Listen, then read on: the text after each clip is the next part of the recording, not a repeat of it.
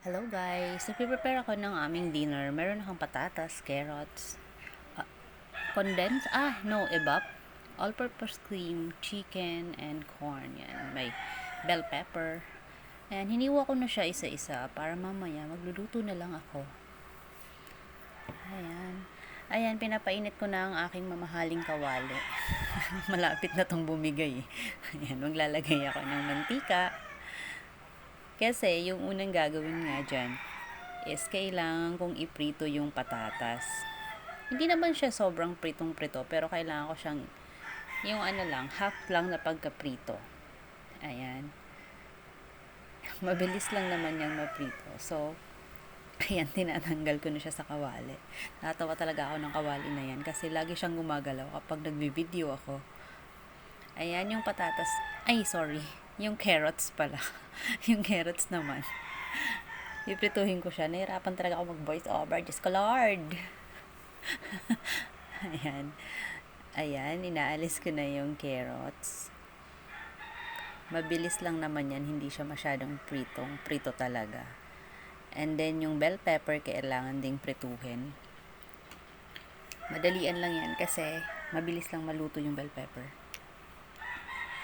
Ayan, kaya konting mantika lang naman yung ginamit ko kasi hindi naman talaga siya i-deep fry na prito. Ayan, tinatanggal ko na siya. Maaga talaga ako nag-prepare ngayon ng dinner. And then, ipiprito ko pala isa-isa yung chicken. Hindi naman siya sobrang kailangan mag-golden brown. Yung dapat lang naprito siya ng konti. Ayan, iniisa-isa ko na yan dyan. Ang ating chicken. Chicken wings lang pala yung ginamit ko dito lahat.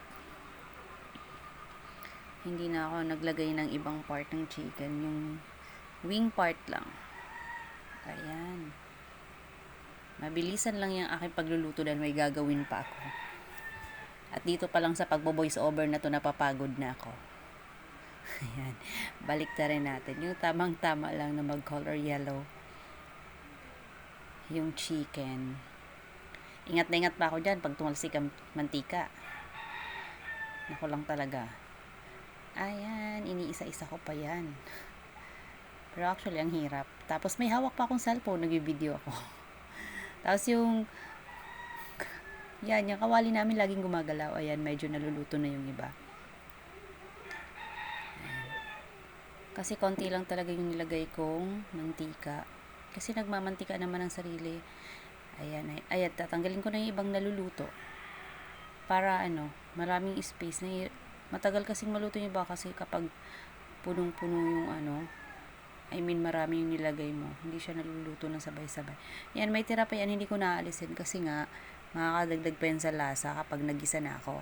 Nilagyan ko na nga ng sibuyas at bawang. Haluin lang natin hanggang sa maluto ng konti. Ayan. At ilalagay ko na yung mga prinito kong gulay. Yung carrots, yung patatas, and then yung bell pepper. Magkakasabay na sila sa pag-isa. Galaw ng galaw talaga yung kawali namin dyan. Nahirapan tuloy akong mag-video tapos maghalo. Ayan. And then inilalagay ko na yung chicken. Tingnan nyo yung chicken dyan, hindi siya masyadong prito. Yung tamang-tama lang. Base lang yan sa nakita ko doon sa Facebook, kaya ginaya ko lang siya kasi gusto ko talagang matutunan to. Ang pangalan daw is chicken pastel. Ngayon lang talaga ako makakapagluto na to, hindi ko to alam. Nilagyan ko siya ng tubig para pakuluin, para lumambot na siya. Actually, dapat may kasama tong hotdog na kalimutan kong bumili. Naalala ko, andito na ako sa bahay, na kailangan ko palang maglagay ng hotdog. Ayan, tinanggal ko na yung takip kasi i-check ko dyan kung malambot na ba siya.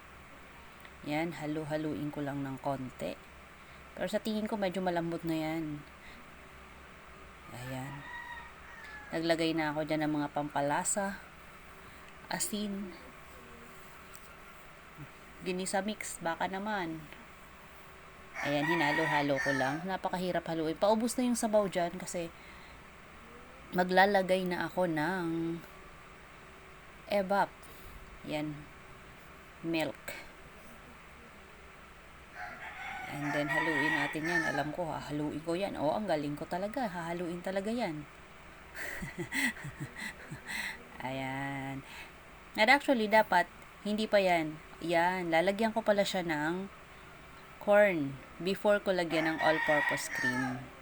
And then, dapat dito, sa time na to, nakalagay na yung hotdog. Pero dahil nakalimutan ko nga yung hotdog, wala tayong nilalagay na hotdog. Pero okay lang naman, first try pa lang naman. Ayan, nilalagay ko na yung all-purpose cream. Guys, nakita ko rin doon na kapag hindi masyadong lumapot, pwede kayong maglagay ng arena ba? Yeah, para pampalapot. Tutunawin lang naman yun. Para lumapot. Pero since malapot na yan, hindi na ako naglagay ng flour.